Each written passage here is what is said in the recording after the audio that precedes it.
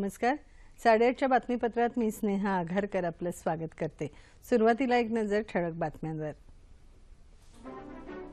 विकासाच्या मुद्द्यावर निवडून आलेल्या भाजपा प्रणित रालोआ सरकारला आज 3 वर्ष पूर्ण झाल्याबद्दल देशभरात विविध कार्यक्रमांचं आयोजन.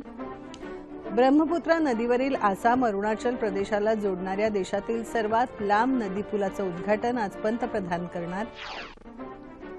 शेती आणि शेतकरी समृद्ध करण्यासाठी जलस्वातंत्र्याची लढाई म्हणजेच देशभक्ती, मुख्यमंत्री देवेंद्र फडणवीस यांचं प्रतिपादन.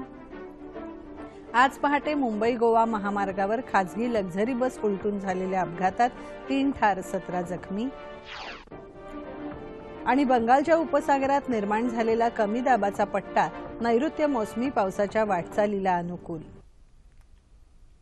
नमस्कार. बातम्या विस्ताराने. विकासाच्या मुद्द्यावर निवडून आलेल्या भाजपा प्रणित राष्ट्रीय लोकशाही आघाडी सरकारला आज 3 वर्ष पूर्ण होत आहेत. परराष्ट्र धोरणापासून ते अंतर्गत सुरक्षा, सामाजिक सुरक्षेपर्यंत सर्वच क्षेत्रात सरकार यशस्वी प्रयत्न करत आहे. गेल्या 3 वर्षात परदेशी गुंतवणुकीचा ओघ वाढला असून सुमारे 43,500 कोटी रुपयांची गुंतवणूक झाली आहे. 1 जुलैपासून सरकार वस्तू आणि सेवा कर सारख्या महत्त्वाचा कर अंमलात आणणार आहे. 2017-18 या आर्थिक वर्षात देशाचा अपेक्षित आर्थिक विकास दर 7.4 असेल. त्यामुळे भारताकडे सर्वात वेगाने वाढणारी अर्थव्यवस्था या दृष्टीने जगाचं लक्ष आहे. केंद्र सरकारने भ्रष्टाचार, काळा पैसा, बेनामी देवाणघेवाणीला प्रतिबंध करण्यासाठी विविध उपाययोजना योजल्या आहेत. केंद्र सरकारवर गेल्या 3 वर्षात भ्रष्टाचार किंवा घोटाळ्याचा कोणताही आरोप लागलेला नाही. पंतप्रधान नरेंद्र मोदी आज आसामच्या दौऱ्यावर आहेत. ब्रह्मपुत्रा नदीवर बांधलेल्या देशातल्या सर्वात लांब पुलाचं उद्घाटन त्यांच्या हस्ते होणार आहे. 9.15 किलोमीटर लांबीचा हा पूल ढोला सादिया जोडणार आहे. या पुलामुळे आसाम अरुणाचल प्रदेश हे अंतर 165 किलोमीटरने कमी होणार आहे. त्यामुळे तब्बल 5 तासांचा प्रवासही वाचू शकेल. आसाम आणि अरुणाचल प्रदेशमधल्या आर्थिक विकास वाढीलाही या पुलाचा फायदा होईल.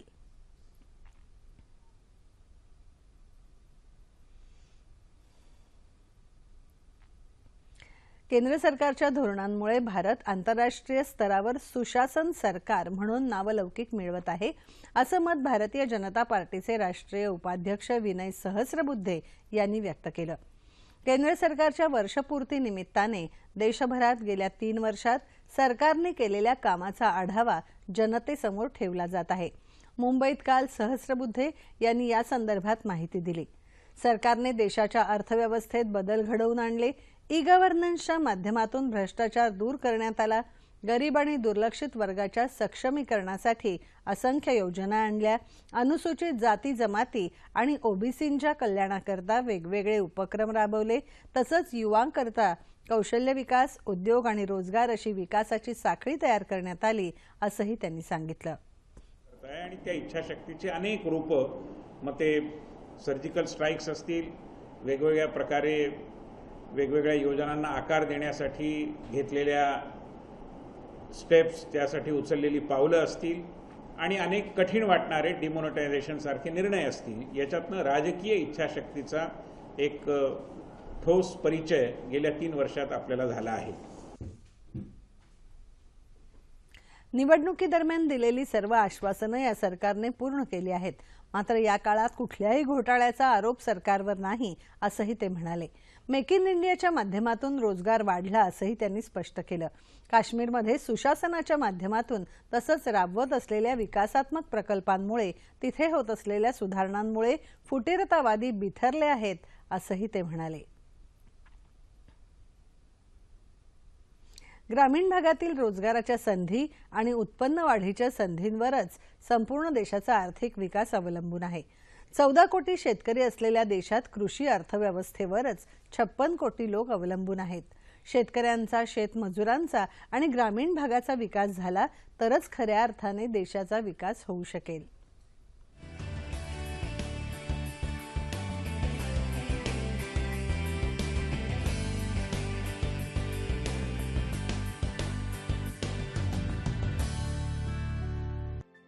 देशातल्या शेतकऱ्यांचं उत्पन्न 2022 पर्यंत दुप्पट झालं तर ग्रामीण जीवन सुखकर होईल. मे 2014 नंतर सरकारनं 14 कोटी शेतकऱ्यांची कृषी उत्पादकता वाढवण्यासाठी आणि गुंतवणूक कमी करण्यासाठी योजना सुरू केल्या. पारंपरिक कृषी विकास योजनांच्या माध्यमातून मातीची गुणवत्ता टिकवून ठेवण्यासाठी सॉइल हेल्थ कार्ड योजना, देशातल्या 65 दशलक्ष असिंचित क्षेत्र सिंचनाखाली आणण्यासाठी पंतप्रधान कृषी सिंचन योजना सुरू केल्या आहेत. शेतकऱ्यांना स्वस्त धान्य उपलब्ध करून देण्यासाठीही सरकारनं पुढाकार घेतला आहे. जितने ज्यादा किसान बीमा लेंगे, सरकार की तिजोरी से उतना पैसा ज्यादा जाने वाला है. उसके बावजूद भी मैं किसानों से आग्रह करता हूं कि आप इस बीमा योजना के साथ जुड़िए. किसान इस योजना से जुड़ गया तो आने वाले दिनों में प्राकृतिक संकट किसान को कभी डुला नहीं पाएंगे, हिला नहीं पाएंगे, डरा नहीं पाएंगे. सरकार उसके साथ कंधे से कंधा मिलाकर के खड़ी रहेगी. कृषी उत्पन्न वाढल्याशिवाय शेतकऱ्यांचा आर्थिक विकास होऊ शकत नाही हे लक्षात घेऊन सरकारनं शेतीपूरक व्यवसायासहित पशुसंवर्धनावर भर दिला आहे. फूल शेतीच्या माध्यमातूनही शेतकऱ्यांची आर्थिक स्थिती सुधारण्याचा प्रयत्न केला जात आहे. शेतकऱ्यांच्या हितासाठी पीक विमा योजना सुरू करण्यात आली आहे. तसंच शेतमालाला योग्य भाव मिळावा यासाठी ई-मंडई सुरू करण्यात आली आहे. ग्रामीण भागाचा आर्थिक विकास करण्यासाठी गावातच रोजगार उपलब्ध करून देणं, कुटीर उद्योग आणि हस्तकौशल्याला सरकार प्रोत्साहन देत आहे. शेतकऱ्यांना हक्काचं सुसज्ज घर मिळवून देण्यासाठी प्रधानमंत्री ग्रामीण आवास योजना ही प्रगतीची एक नवी सुरुवात आहे. माहिती आणि तंत्रज्ञानाचा प्रसार करण्यासाठी गावामध्ये डिजिटल इंडिया आहे, तर गावांना शौचालय मुक्त करण्यासाठी स्वच्छता मिशन आहे. रोजगाराची हमी देणारी मनरेगा, तर सामाजिक सुरक्षितता देणाऱ्या अनेक निवृत्ती वेतन योजना आहेत. गावाचा विकास हा विद्युतीकरणापासून ते डिजिटलायझेशनपर्यंत नेण्याकरता सरकार आर्थिक मदत करण्यासाठी कटिबद्ध आहे.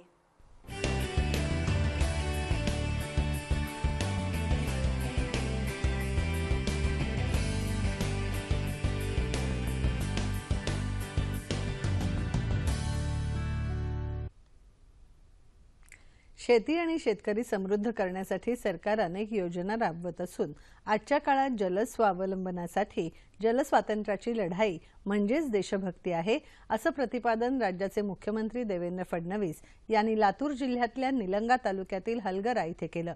शिवार संवाद यात्रेमुळे सरकार काय करत आहे हे जनतेला समजू शकणार आहे. जनतेशी संवाद साधला जात असल्यामुळे लोक आनंदाने यात्रेचं स्वागत करत असल्याचंही मुख्यमंत्र्यांनी पत्रकारांशी बोलताना सांगितलं. भाजपच्या संवाद सभा अभियानाला काल लातूर जिल्ह्यात प्रारंभ झाला. शेतकऱ्यांनी गटशेतीची योजना राबवली तर सरकारच्या शेतीविषयक सर्व योजनांसाठी मदत करणार असल्याचं फडणवीस यांनी सांगितलं. हलगरा गावात झालेल्या नाला खोलीकरण, सरळीकरण कामाची मुख्यमंत्र्यांनी यावेळी पाहणी केली. रायगड जिल्ह्यात पनवेल, ठाणे जिल्ह्यात भिवंडी, निजामपूर आणि नाशिक जिल्ह्यातल्या मालेगाव महानगरपालिकेच्या निवडणुकीची मतमोजणी आज होणार आहे. पनवेल महानगरपालिकेसाठीची ही पहिलीच सार्वत्रिक निवडणूक आहे. इथे 78 जागांसाठी 418 उमेदवार आपलं भविष्य आजमावत आहेत. भिवंडी, निजामपूर महानगरपालिकेत 90 जागांसाठी 460 उमेदवार रिंगणात आहेत, तर मालेगावमध्ये 84 जागांसाठी मतदान झालं. या तीनही महानगरपालिकांच्या एकूण 252 जागांसाठी उभ्या असलेल्या 1251 उमेदवारांचं भवितव्य आज ठरणार आहे. मतमोजणीला सकाळी 10 वाजता सुरुवात होणार आहे. तसंच चंद्रपूरमधल्या नागभीड, नगरच्या नेवासा, लातूरमधल्या रेणापूर, सांगलीतल्या शिराळा नगरपंचायतीच्या निवडणुकींची आणि जव्हार, श्रीवर्धन, चिपळूण, दोडामार्गसह एकूण 7 नगरपरिषदा तसंच नगरपंचायतीतील 11 रिक्त जागांसाठी पोटनिवडणुकीची मतमोजणी आज होत आहे. राज्य सरकारचं कृषी धोरण शेतकऱ्यांचं उत्पन्न दुप्पट करण्याचं असून त्यांना कर्जमाफी देण्याच्या मुद्द्याबाबत लवकरच निर्णय होईल, असं कृषी मंत्री पांडुरंग फुंडकर यांनी म्हटलं आहे.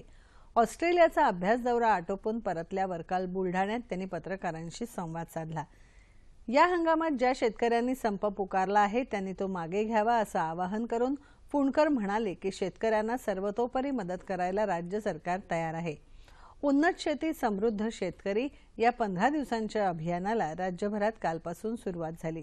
शेतकऱ्यांनी या अभियानाचा पुरेपूर फायदा घ्यावा असं आवाहनही फुंडकर यांनी यावेळी केलं. रोहिणी नक्षत्रावर शेतकऱ्यांची लगबग सुरू होते। या नक्षत्राचा शेतीसाठी उपयोग होत असतो।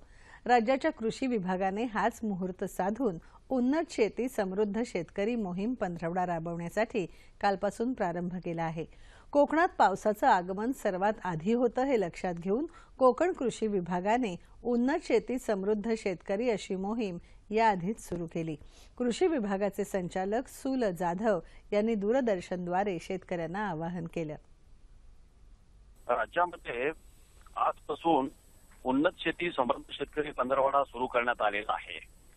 आपल्या राज्यामध्ये शेतीच्या दृष्टीनं रोहिणी आणि मृग नक्षत्राला अनन्यसाधारण असं महत्व आहे आणि हाच धागा पकडून उद्यापासून सुरू होणाऱ्या रोहिणी नक्षत्राच्या निमित्ताने राज्यामध्ये आजपासून म्हणजे 25 मे ते मृग नक्षत्राला सुरुवात होईपर्यंत म्हणजे 8 जून पर्यंत राज्यामध्ये आपण उन्नत शेती समृद्ध शेतकरी हा पंधरवडा आयोजित करीत आहोत, साजरा करत आहोत। या पंधरवड्यामध्ये शेतकऱ्यांना कृषी विभागामार्फत राबवल्या जाणाऱ्या आणि एकूणच शेतकऱ्यांचं उत्पन्न वाढवण्यासाठी राबवल्या जाणाऱ्या योजनांची माहिती या पंधरवड्यामध्ये आपण शेतकऱ्यांना देणार आहोत। राज्यातल्या प्रत्येक गावामध्ये शेतकऱ्यांच्या खरीप हंगाम पूर्व बैठका या निमित्तानं आयोजित करण्यात आलेल्या आहेत आणि या बैठकीमध्ये विद्यापीठातील तज्ज्ञ, कृषी विज्ञान केंद्रातील तज्ज्ञ, कृषी संशोधन केंद्राचे तज्ज्ञ, वेगवेगळ्या बँकांचे अधिकारी, पशुसंवर्धन विभागाचे अधिकारी आणि शेतीसाठी आवश्यक असणाऱ्या योजना ज्या जी अंमलबजावणी करतात त्या सगळ्या विभागाच्या अधिकाऱ्यांना या पंधरवड्यामध्ये आपण शेतकऱ्यांसमोर आणून त्यांना योजनांची माहिती देणार आहोत। म्हणजे एकूणच शेतीचं पिकाचं उत्पन्न वाढवणं आणि उत्पादनावरचा खर्च कमी करणं या दोन्ही बाजूने आपण या मोहिमेमध्ये काम करणार आहोत आणि नेमकी ही टेक्नॉलॉजी हे तंत्रज्ञान शेतकऱ्यांना या निमित्तानं आपल्याला द्यायचं आहे। म्हणून माझी विनंती आहे शेतकऱ्यांना मी असं आवाहन करेन की या 15 दिवसामध्ये आपण मोठ्या संख्येने या अभियानामध्ये सहभागी व्हावं आणि उन्नत शेती समृद्ध शेतकरी या पंधरवड्याच्या निमित्तानं आपण तंत्रज्ञानाचा लाभ घ्यावा।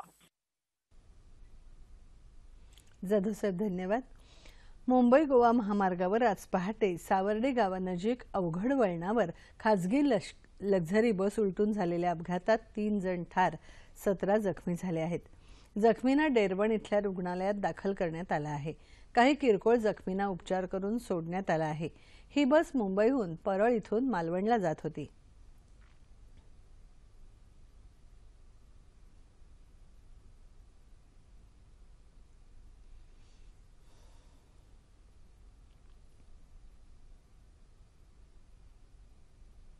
हवामान। अहमदनगर जिल्ह्यात काल ठिकठिकाणी वादळ वाऱ्यासह विजांचा कडकडाट आणि मेघगर्जनेसह पाऊस झाला। अनेक घरांची पडझड होऊन पत्रेही उडाले, झाडं उन्मळून पडली। श्रीरामपूरला रात्रभर वीज पुरवठा खंडित होता। पारनेर तालुक्यात वीज पडल्याने 1 जण जागीच ठार झाला। जिल्ह्यात आज सकाळपासून ढगाळ वातावरण आहे। जिल्ह्यात काल सर्वाधिक तापमान चंद्रपूर इथे 47.2 अंश सेल्सिअस इतकं नोंदलं गेलं। बंगालच्या उपसागरात कमी दाबाचा पट्टा निर्माण झाल्याने नैऋत्य मोसमी पावसाची वाटचाल पुढच्या दिशेने व्हायला स्थिती अनुकूल आहे।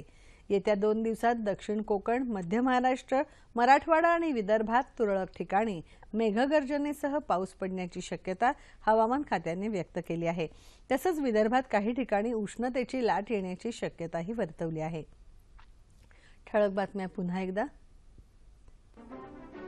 विकासाच्या मुद्द्यावर निवडून आलेल्या भाजपा प्रणित रालोआ सरकारला आज 3 वर्ष पूर्ण झाल्याबद्दल देशभरात विविध कार्यक्रमांचं आयोजन। ब्रह्मपुत्रा नदीवरील आसाम अरुणाचल प्रदेशाला जोडणाऱ्या देशातील सर्वात लांब नदीपुलाचं उद्घाटन आज पंतप्रधान करणार। शेती आणि शेतकरी समृद्ध करण्यासाठी जल स्वातंत्र्याची लढाई म्हणजेच देशभक्ती, मुख्यमंत्री देवेंद्र फडणवीस यांचं प्रतिपादन।